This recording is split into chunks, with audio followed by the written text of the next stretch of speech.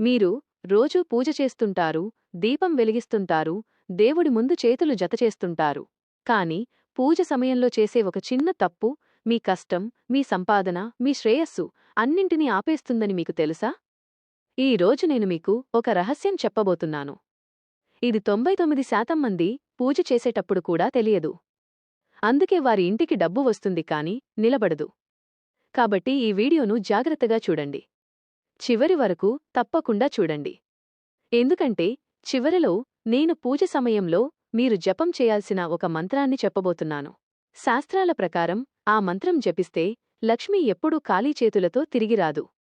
ఇప్పుడు జాగ్రత్తగా వినండి.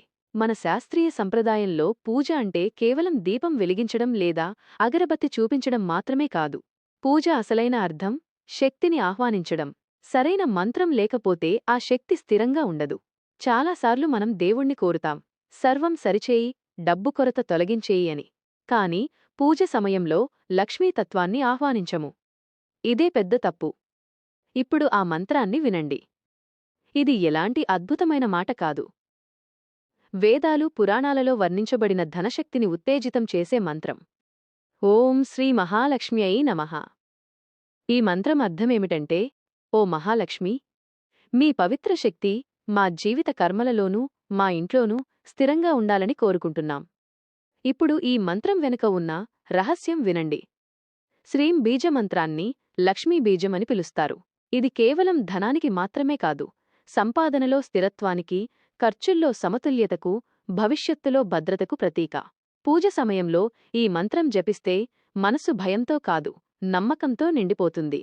ఆ నమ్మకమే మన కర్మలకు సరైన దిశనిస్తుంది. ఇప్పుడు సరైన విధానాన్ని తెలుసుకుందాం. ఎలాంటి సందేహం లేకుండా ఈ మంత్రాన్ని పూజ సమయంలో దీపం వెలిగించిన తర్వాత 11 సార్లు లేదా 21 సార్లు తప్పకుండా జపించాలి. మనసులో తొందరపాటు కాని, భయం కాని ఉండకూడదు. కేవలం ఒక భావన ఉండాలి, నేను కృతజ్ఞుడిని.